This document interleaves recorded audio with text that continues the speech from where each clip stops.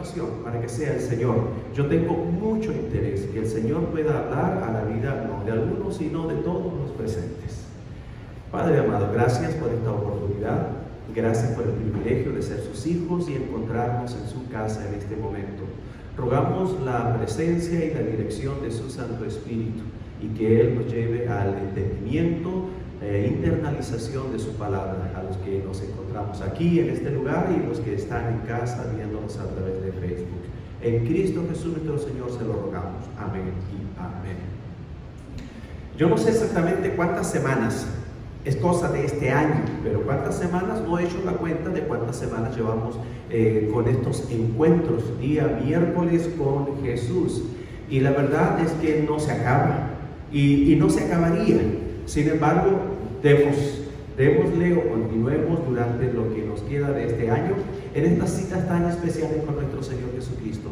Son especiales porque aunque Dios se revela a nosotros y a la humanidad a lo largo de todas las Escrituras, y todas las Escrituras son útiles, de manera especial ponemos atención en el Nuevo Testamento y específicamente o mayormente a los Evangelios, porque ahí encontramos palabras, enseñanzas literales, textuales de nuestro Señor Jesucristo. Cuando uno aprecia, más cuando uno ama a alguna persona o a los que ama, tiene mucho interés en platicar, en conversar, en conocerle, en conocerse mutuamente, y cada palabra pesa, cada palabra pesa. ¿Recuerdan la primera cita, el día que se conocieron, la primera plática, etcétera, etcétera? ¿Por qué? Porque hay amor. Bueno, la idea es que nosotros podamos desarrollar, profundizar en nuestra relación con nuestro Señor Jesucristo de tal manera que nos importe lo que Él dice y que se nos quede grabado dentro de nuestro corazón. Ya tienen nuestros hermanos en Facebook y ustedes aquí, hermanos, las citas a tratar. Voy a dejar todavía unos instantes en caso de que alguien esté haciendo apunte o tomando la fotografía. Voy a hacer una salvedad. Esencialmente estará basado aquí en esto, pero por supuesto en todas las enseñanzas contenidas en todas esas otras referencias. La que está en paréntesis es el mismo relato de Mateo, pero según Lucas, y eso quiere decir que hay información adicional. Nunca tenemos que pensar en que existan diferencias, sino que hay información adicional. Por eso es tan importante hacer la comparación y valernos de todo. Jesús y la oración. Cuando hablamos de la oración y el tema es Jesús y la oración, inmediatamente la gran mayoría piensa esto va a estar pesado. Y les voy a decir que no es así. No es así porque lo que vamos a abordar el día de hoy, de alguna manera, el énfasis es algo que nunca hemos hecho antes. Hay un grupo de oración en la iglesia, fue dado el anuncio, ahora se está reuniendo para su junta virtual a través de Zoom los días viernes 6:30 a 7:30 de la mañana. Reciben una meditación semanal que les ayuda a crecer o a profundizar en el conocimiento y en su vida espiritual propiamente tal si se aplica. Y sin embargo, este énfasis del día de hoy no ha sido considerado hasta el momento, por lo tanto, creo que vale mucho la pena poner atención. Yo no sé cuántos han tenido o experimentado, yo creo que todos, pero problemas con el teléfono celular actualmente. Cuando eran los otros teléfonos, yo no sé si habría igual o mayor cantidad de problemas, pero lo cierto es que hemos experimentado problemas. ¿Cómo es usted cuando habla por teléfono? A mí me llama la atención que iré para allá también, no sé, que algunos cuando están en el teléfono están como gritando. Todo su diario vivir normalito, a un volumen y a un tono de voz neutral o neutro, pero cuando toman el teléfono como que comienzan así a gritar. ¿Será porque hay problemas de oído propiamente tal? ¿Será porque el teléfono tiene el volumen bajo? En fin, no sé. Pero lo cierto es que si usted observa, y los que son de una misma familia y se han observado mutuamente podrán decir si efectivamente cada uno tiene una forma particular de comunicarse a través del teléfono y las dificultades se nos presentan. Por ejemplo, ¿qué tipo de dificultades? Yo pensaba, no entra la llamada se fue directo al buzón, no responde, de plano no responde, y a veces suena con que le responden de otro número que no era. Curiosidades que suceden, a veces no se entiende la llamada, eso me pasa a mí bastante, no se entiende, y yo tengo que decir, no entiendo nada, así que voy a cortar, y me vuelve a llamar o yo vuelvo a llamar, y a veces la llamada se corta. Problemas en la comunicación telefónica, por lo muy avanzado que estemos y diestros en el uso de los aparatos, experimentamos bastante a menudo. La oración es nuestra herramienta, instrumento o medio de comunicación con Dios, también con nuestro Señor Jesucristo, y también usted puede con el Espíritu Santo. Y la verdad es que no siempre esa comunicación es tan fluida, siempre está ahí, expedita, asequible, pero no siempre es tan fluida. Ahora, no siempre es tan fluida de nuestra parte, no siempre estamos para conversar, y a veces no es fluida porque nosotros mismos ponemos filtros o trabas para recibir cuál es el mensaje de Dios. Recordemos por un instante que la oración es comunicación. Eso quiere decir de doble vía, de aquí hacia allá, de allá hacia acá. Y a veces nos apresuramos y entramos en un monólogo, de manera que no nos damos o no hacemos las pausas suficientes y necesarias para escuchar qué es lo que Dios nos dice.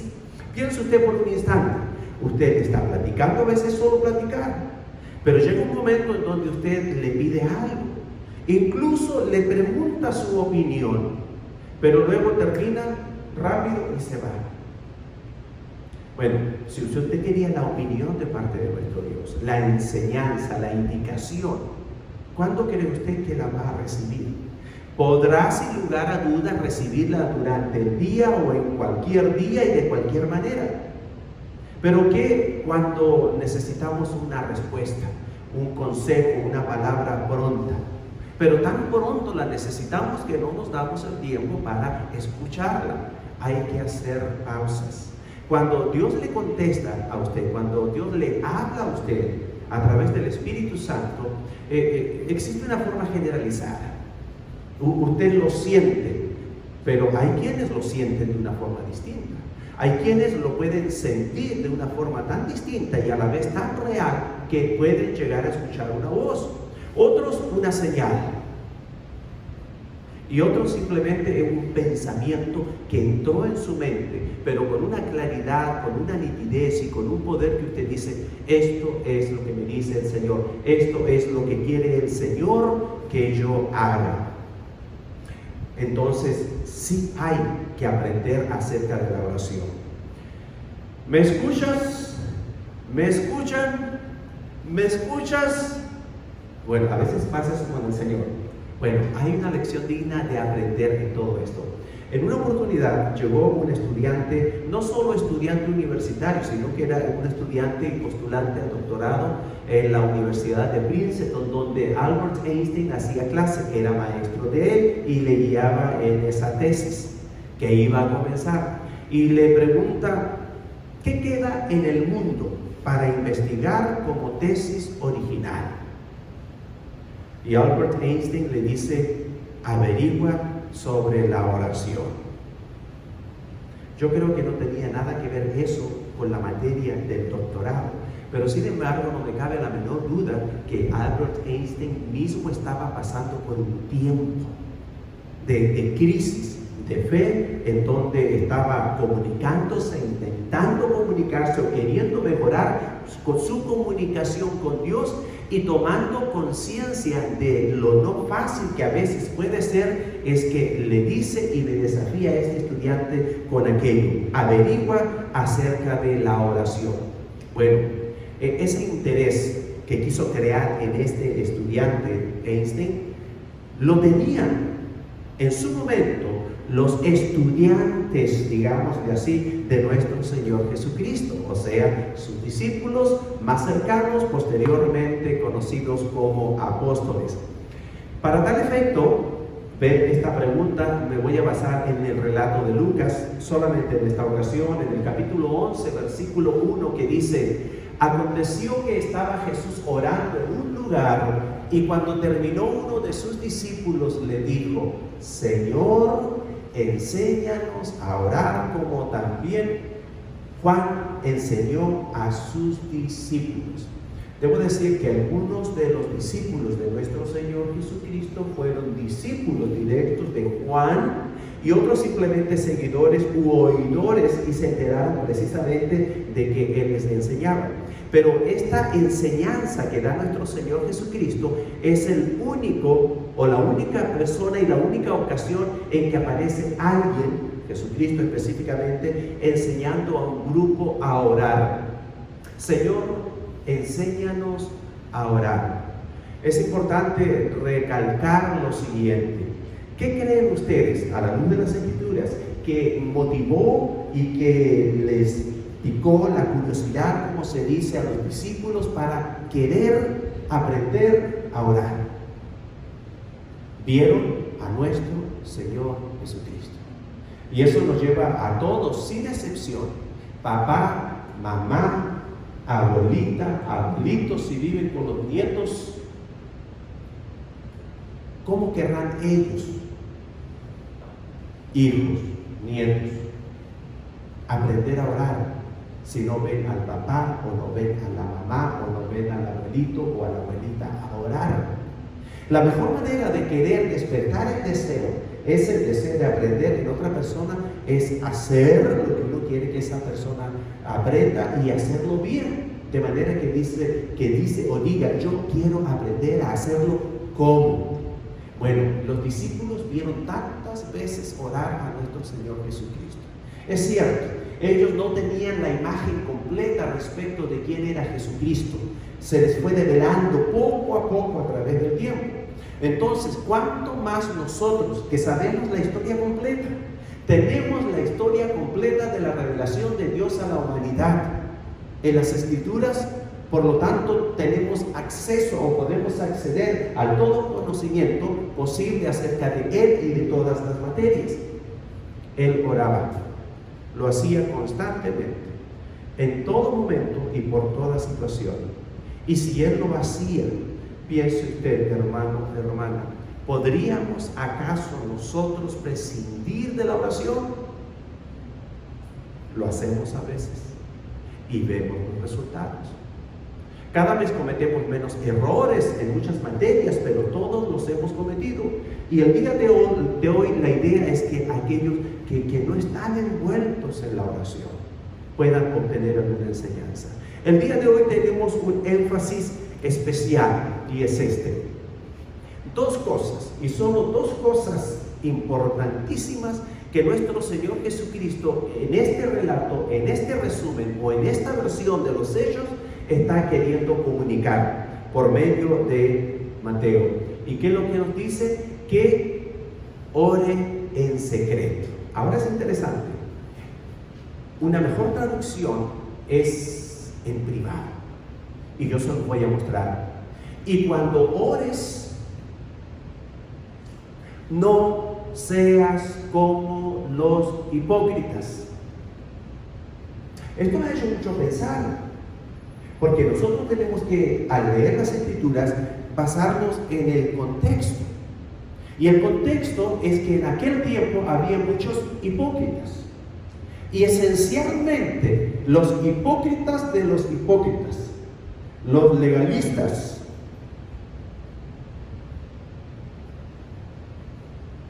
los fariseos. Así que cuando nuestro Señor Jesucristo está hablando de los hipócritas, Él no está hablando de los fariseos exclusivamente, pero está dirigiéndose a ese grupo de manera especial. Ahora, entiéndase, nuestro Señor Jesucristo no iba a decir los hipócritas como ustedes, los fariseos, pero muchas veces ya les había dicho: ustedes son hipócritas, son como sepulcros blanqueados, muy limpiecitos por fuera, pero por dentro podridos. O sea, no es que Él tuviera reparo o no tuviese el valor para decirle claramente lo que ellos eran. Pero cuando Él dice no seáis como los hipócritas y no dice no seáis como los fariseos, ¿sabe usted qué significa esto? Que los fariseos no eran los únicos hipócritas, que había más hipócritas, y que la única forma de poder involucrarnos a todos es refiriéndose a los hipócritas solamente y no a un grupo más pequeño en particular o a un subgrupo. Y cuando ores, no seas como los hipócritas. Hermanos, ¿cree usted que esta palabra era solamente aplicable a aquellos en aquel tiempo? No. Entonces eso me lleva a mí a pensar, y quiero que le lleve a usted también a pensar. El día de hoy, con mucha humildad y con mucha honestidad, debemos ponernos ante el escrutinio de nuestro Señor y decir: ¿seré yo?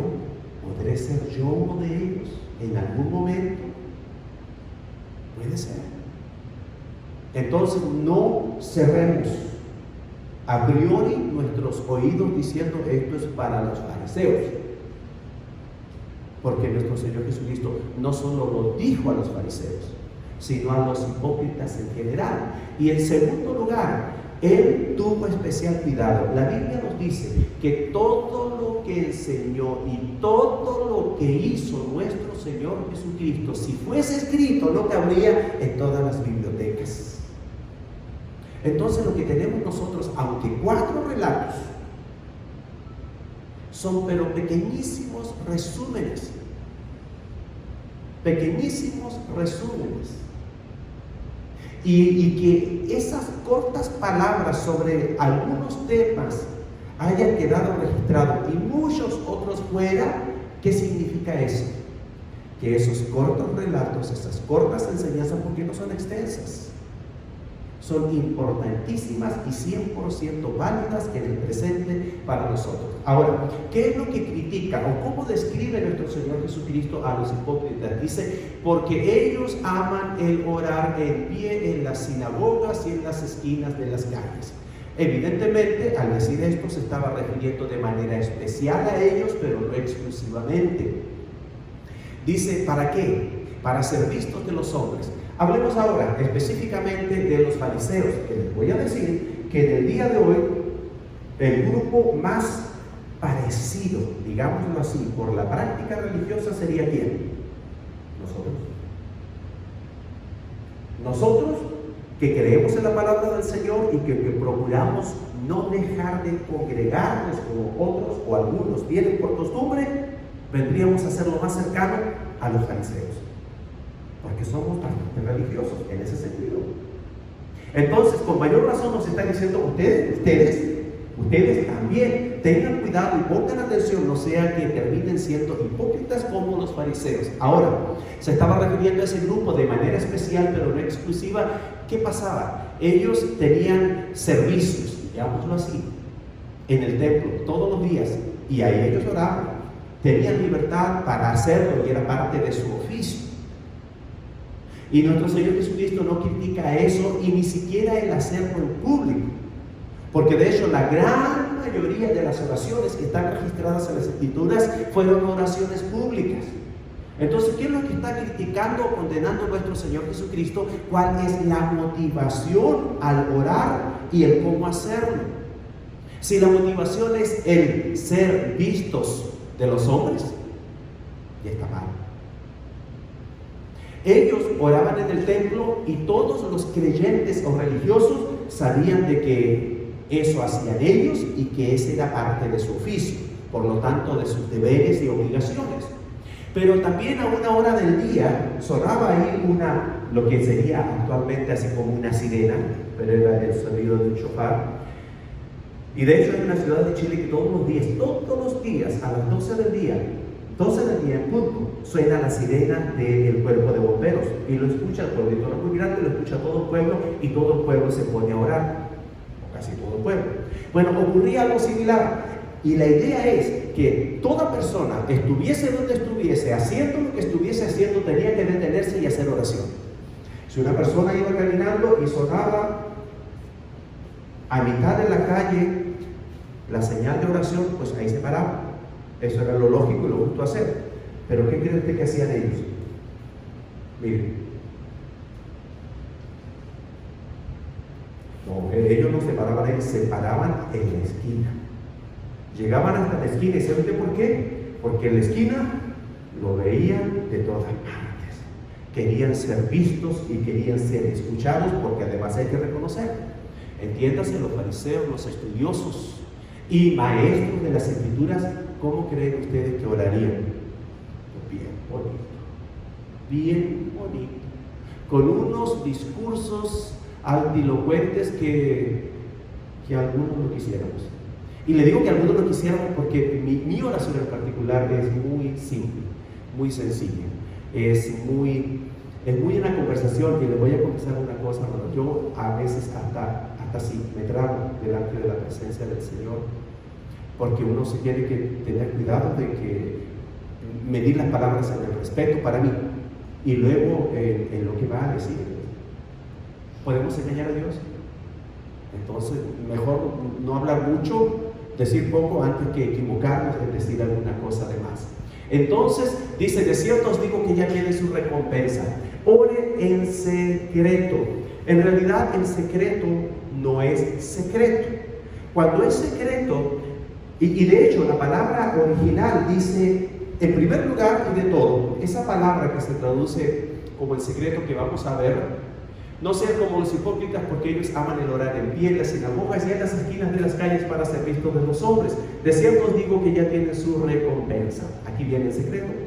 Mas tú, cuando ores, entra en tu aposento y cerrada la puerta, ora a tu Padre que está en secreto, y tu Padre que ve en lo secreto te recompensará en público. Bueno, esa palabra secreto, la primera definición o palabra sinónimo es privado.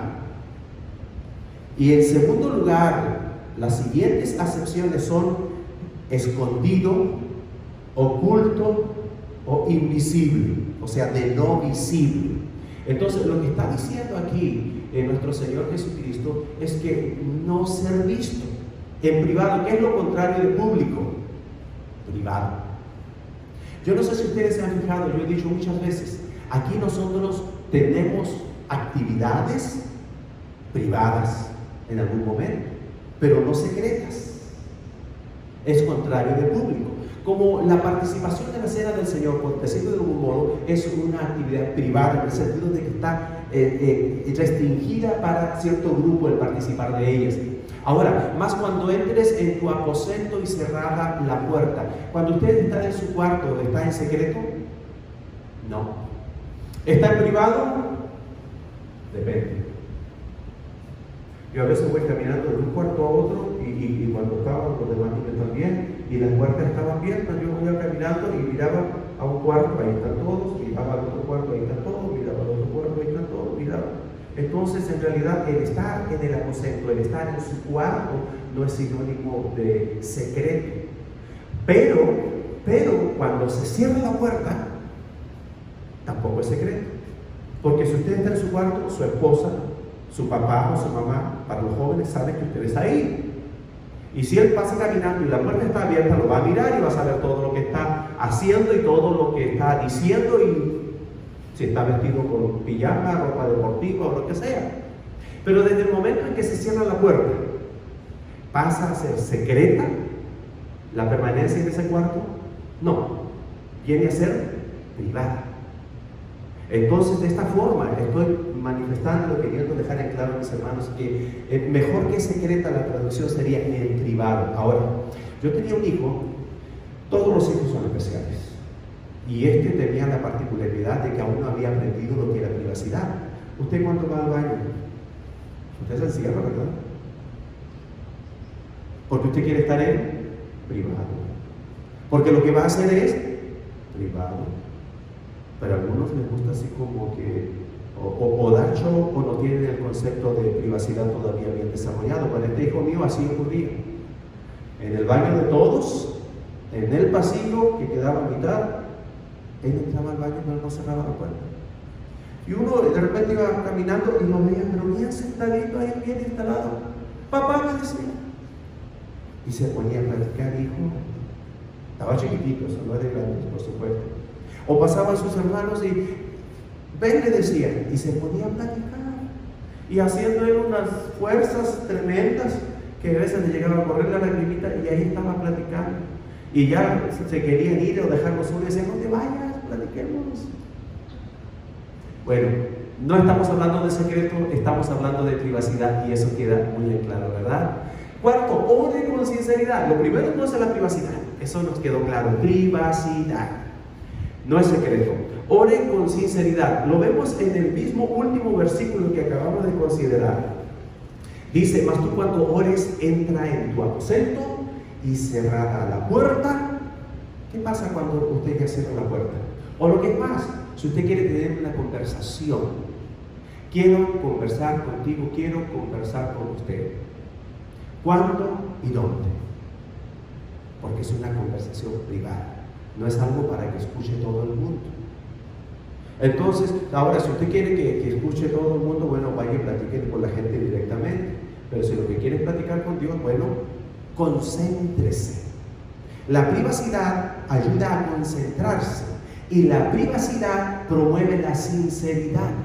Si estoy aquí y nadie me está escuchando, entonces puedo abrir mi corazón. Puedo abrir mi corazón. Y hay un testimonio de un primo, Marcial Salazar. Sus papás tenían problemas, estuvieron a punto de divorciarse. Y el niño, que era en ese tiempo, los 10, 11, 12, 13, en todos esos años él oraba en su cuarto, solito, y su cuarto quedaba al fondo a la izquierda. Yo me acuerdo muy bien de eso. Y él oraba y oraba y oraba. Él no andaba diciéndole a nadie que oraba. Él no le andaba diciendo a los vecinos, a los amigos, ni a los primos, nosotros, lo que oraba, ni cómo oraba. Pero una vecina un día de ellos va a la iglesia, se convierte y da su testimonio. Y dice, yo ya no me pude resistir, dice. Yo tuve que venir a la iglesia donde viene él. Porque todas las noches, sin querer, el cuarto de él estaba al lado del vecino, del cuarto de los vecinos, y dice que ellos escuchaban todas las noches como oraba por sus papás. Privacidad no es lo mismo que secreto, y sinceridad es o se da con mayor facilidad en esa privacidad. Por último, hermanos, ore de forma específica. Es la invitación a orar de una forma específica. El día de hoy voy a hablar en unos términos algo coloquiales, si se quiere. Cuando digo ore de forma específica, eso quiere decir dos cosas: específicamente, detalladamente, en primer lugar, y en segundo lugar quiere decir al grano, sin rollos, sin cantinfleos y sin grandilocuencias, un lenguaje grandilocuente, o sea, de hablar con palabras que uno dice, vaya, como que estas palabras, y aún estas figuras retóricas no son de esta época. De hecho, grandilocuencia es una forma de retórica que nació en los siglos XV, XVI, XVII y se mantuvo el XVIII, y ya para el XIX había desaparecido con el avance de la imprenta y del periodismo, que comenzó a haber un lenguaje distinto, que fue más claro, más sencillo, más directo, más del pueblo. Pero hay quienes todavía mantienen un lenguaje de siglos pasados al comunicarse con Dios. La oración es para comunicarse con Dios, y Dios entiende todo y entiende más allá de lo que digamos y de cómo lo digamos. En el Espíritu está en todos los otros pasajes que están ahí. Pero cuando se utiliza la oración, no sé, para impresionar a alguien, para impactar a alguien, o lo que es peor, para decirle algo a alguien, diciéndole en la oración, Señor, Señor. Ni doy ejemplo, porque si no, imagínense ustedes. Entonces, ora en forma específica. ¿Dónde dice esto? Y orando, o cuando oren, no uséis vanas repeticiones como los gentiles. Ahora es interesante. Si usted me ha estado siguiendo, esperaríamos ver, y orando, no uséis vanas repeticiones como los hipócritas, como los fariseos. Es lo que se esperaría. Pero no dice eso. Dice como los gentiles. Eso tiene que hacernos pensar también. Y de una forma resumida, eso quiere decir con un lenguaje familiar. Los gentiles, los no judíos o hebreos, los gentiles, también los no creyentes, porque no creían en Jehová, pero se comunicaban con un Dios. Y a veces asumían que el Dios verdadero era Él, o uno de los dioses verdaderos era también el de los judíos, y ellos también oraban. Usted dirá, ¿cómo es esto? Bueno, recordemos, recientemente mencioné el caso de Felipe y el eunuco. Él iba a adorar. ¿Era salvo? ¿Entendía lo que leía? Pero él iba a adorar. Y así había muchos. Entonces, no usen vanas repeticiones. De hecho, como lo hacen los que no conocen a Dios verdaderamente y piensan que con repetición o vana palabrería lo pueden convencer de algo. Hermanos, nosotros no convencemos a Dios. Nosotros oramos y platicamos con el Señor para manifestarle nuestros más íntimos deseos, nuestro anhelo de salud, de prosperidad, de familia, de todo. Porque últimamente sabe que Dios sabe todas las cosas, pero Él quiere comunicación. Él quiere comunión, y la comunión solamente es posible mediante la convivencia y la comunicación, y es lo que Él quiere de nosotros. No uséis vanas repeticiones como los gentiles que piensan que por su palabra o palabrería serán oídos. Y finalmente, no os hagáis pues semejantes a ellos. ¿Qué es lo que comenzó criticando nuestro Señor? A los hipócritas. ¿Y qué es lo que nos termina diciendo? No os hagáis semejantes a ellos, porque vuestro Padre sabe de qué cosas tenéis necesidad antes que vosotros le pidáis.